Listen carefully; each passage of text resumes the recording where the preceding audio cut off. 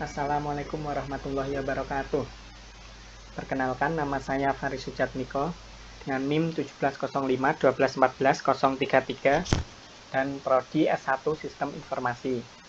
Di sini saya akan menampilkan hasil dari skripsi saya yang berjudul Rancang Bangun Sistem Informasi Manajemen Aset Alat Kantor berbasis website yang menggunakan framework Laravel dan metode Last In First Out. Nah, sini adalah tampilan pertama dari website tersebut, yaitu tampilan login. Sini terdapat dua tipe user, yaitu user admin yang mengelola seluruh data dan tipe user pegawai. Yang pertama, kita akan menampilkan terlebih dahulu tipe user admin. Misal ini username-nya kita masukkan dulu ya, dan password-nya. Setelah masukkan username dan password, kita masuk ke tampilan dashboard. Nah, ini adalah tampilan dashboard dari user admin. Di sini, user dapat melihat jumlah pegawai dan jumlah pegawai aktif, pensiun, dan yang hampir pensiun. Kenapa kok ada jumlah pegawai yang hampir pensiun? Ini adalah permintaan dari pegawai bidang aset supaya usernya ini dapat mengetahui pegawai-pegawai mana saja yang hampir pensiun, sehingga dapat dicek lagi apakah pegawai tersebut masih memiliki aset yang belum dikembalikan. Kemudian ini adalah yang kedua adalah menu aset. Di sini terdapat beberapa aset-aset yang ada. Jika kita ingin menambahkan aset yang baru, kita hanya tinggal mengklik tombol tambah aset. Sini terdapat form yang harus diisi oleh user. Yang pertama adalah jenis aset. Sini jenis-jenis aset yang baru tersedia adalah komputer, meja, kursi, dan printer. Nah, misal saya ingin menambahkan aset lemari, gimana kan tidak ada.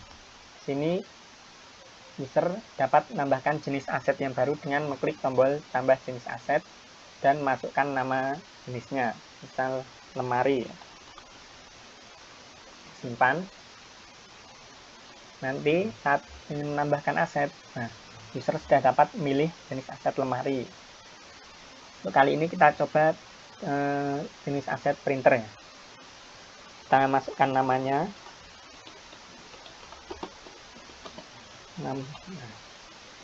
Kemudian pilih gambarnya, misal ini. Kemudian masukkan kodenya, ini contohnya ya. Mereknya, tadi mereknya HP, warnanya hitam, kemudian tahunnya misal 2019. Kondisinya ini kondisi pertama kali aset masuk ke gudang. Dipilih terlebih dahulu baik.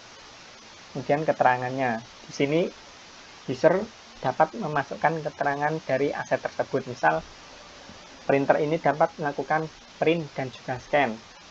Kita masukkan saja dapat melakukan print dan scan, dan kita simpan. Nah, akan menambahkan aset yang baru. Di sini juga terdapat status apakah aset tersebut ada di gudang atau tidak. Jika statusnya tersedia, maka ada di gudang. Jika statusnya dipinjam, maka aset tersebut sedang dipinjam oleh pegawai. Kemudian menu gedung. Di sini terdapat nama-nama gedung di Dinas Pekerjaan Umum Bina Marga Jatim. Jika ingin menambahkan gedung baru, kita hanya tinggal mengklik tambah gedung dan masukkan nama gedung yang baru. Kemudian di dalam gedung tersebut tentunya terdapat ruangan-ruangannya. Kita bisa melihat ruangan-ruangan apa saja yang ada di gedung, misalnya di gedung utama. Nah, kita lihat ini nama-nama ruangannya. Nah, kemudian kita juga bisa menambahkan ruangan dengan masukkan lantai berapa dan nama ruangannya. Nah, kemudian di ruangan tersebut juga tentunya terdapat aset-aset yang dipinjam oleh pegawai yang ada di ruangan tersebut. Ini kita juga bisa melihat lewat tombol aksi lihat ini. Nah, ini di ruangan lobby ini kita bisa menambahkan aset yang ada di ruangan tersebut. Misal ini ya, kita input aset. Ini kita milih pegawai terlebih dahulu. Pegawainya ini dari mana? Ini pegawainya dari pegawai yang bekerja di ruangan tersebut. Jika ingin menambahkan pegawai yang lain, kita bisa menambahkan di menu pegawai nanti. Kemudian kita pilih jenis aset yang ingin dipinjam. Misal tadi kita printer ya, baru buat tadi. Kita bisa milih printer tadi. Kemudian, nah ini asetnya ini sesuai dengan jenis aset yang dipilih tadi ya. Misal komputer ini kan muncul 2 komputer yang tadi ada. Kemudian jika ingin printer, bisa menambahkan printer. Nah, kemudian kita masukkan nomor SPK-nya, kemudian tanggal SPK, nomor berita acara, dan juga tanggal berita acara. Disimpan. Nah, sini dapat dilihat aset bertambah di ruangan tersebut. Sini juga terdapat fitur cetak dengan mengklik mengisi tanggal dan juga nomor surat ini aset ini. Dan kita klik cetak. Nah, maka tampilannya nanti akan seperti ini. Kemudian kita juga dapat melihat detail aset di ruangan tersebut, misal detail dari printer ini. Nah, kita dapat melihat nama ruangannya, nama gedungnya, nama pegawai, kemudian detail dari aset yang dipinjam. Di sini kita juga dapat melakukan cetak detail aset tersebut dengan mengisi tanggal dan nomor surat. Nah, nanti tampilannya akan seperti ini. Kemudian selanjutnya adalah menu pegawai. Di sini terdapat data-data pegawai baik yang aktif, pensiun maupun yang hampir pensiun. Saya ingin melihat yang aktif saja, bisa memilih di sini di bagian kategori yang pensiun dan yang hampir pensiun. Nah, untuk yang hampir pensiun ini saya membuat warnanya merah supaya pihak aset dapat membedakan pegawai-pegawai yang hampir pensiun. Nah, jadi misal saat pegawai melihat-lihat ini, nah ini ada yang merah berarti akan pensiun, dan nanti dilihat apakah dia masih memiliki aset yang belum dikembalikan. Kemudian kita contohkan ini satu pegawai ya yang tadi di lobby. Kita lihat dia memiliki aset apa saja, bisa dilihat dengan klik tombol lihat ini. Sebelumnya ini juga terdapat fitur tambah pegawai yang nanti masukkan nama, NIP, jabatan, dan milih nama ruangannya, milih ruangan yang ada. Kemudian tanggal pensiunnya. Misal ini contohnya saja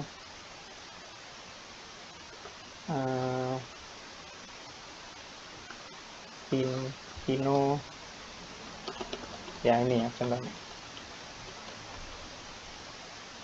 Pino Bastian, dan kita masukkan NIP nya contohnya saja ya, jabatannya ini kan di lobby tadi, dan pilih di sini ya pensiunnya, misal ntar lagi ya tanggal 30 ini. Nah, nanti kita lihat yang hampir pensiun nanti. Nah, juga akan menambah Vino Bastian nih, menjaga lobby. Nah, kemudian ini contohnya yang kita klik search Niko ini tidak ada karena dia masih aktif ya, belum hampir pensiun. Kita lihat di Niko ini yang di sini. Nah, ini tanggal pensiunnya kita lihat masih lama ya. Dan kita lihat, nah di sini kita dapat mengetahui aset yang dipinjam oleh pegawai tersebut. Yang tadi printer yang kita tambahkan lewat menu gedung tadi ya. Sini sama seperti yang di menu ruangan gedung tadi, kita juga bisa menambahkan aset. Nah, kita juga bisa melihat detailnya seperti yang tadi, tapi di sini tidak menampilkan nama gedung dan nama ruangannya. Ini hanya untuk mencetak sesuai dengan tiap per pegawainya saja. Nah, selain menu pegawai, di sini juga terdapat menu user. Menu user ini hanya dapat digunakan oleh admin untuk mengelola user-user yang ada. Di sini baru ada 2 user tipe admin dan pegawai. Misal kita ingin menambahkan user yang baru ya. Misal username-nya Aris. Kemudian passwordnya ini pegawai contohnya. Dan kita namanya contohnya Vino Bastian. NIP-nya contoh saja ya. Kita pilih usernya user pegawai. Untuk nanti kita coba gunakan. Kita simpan. Nah, akan menambahkan ini. Itu tadi adalah tampilan dari user admin. Kemudian kita keluar ke logout ini. Nah, kemudian kita akan coba tadi ya, yang user Vino Bastian. Username-nya tadi Faris. Passwordnya tadi pegawai. Kita login. Nah, ini adalah tampilan dari user pegawai. Yang bedakan adalah menunya terdapat di bagian navbar, tidak di sidebar ya, untuk lebih simpel lagi, karena menunya hanya ini aset, pegawai, dan juga gedung, tidak ada menu user. Nah, yang membedakan dari tipe user admin tadi yaitu adalah di sini pegawai misal ini ya, Niko. Saat ingin menambahkan aset baru, di sini misal komputer ya. Bismillah diterapkan metode last in first out, di mana nanti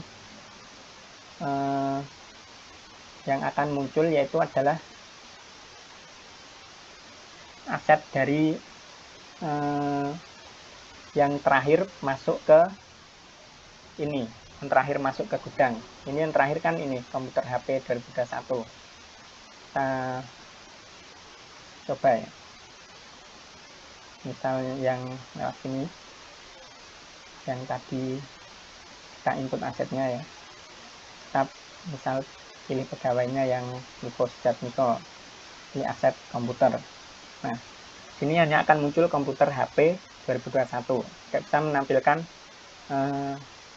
aset yang lain.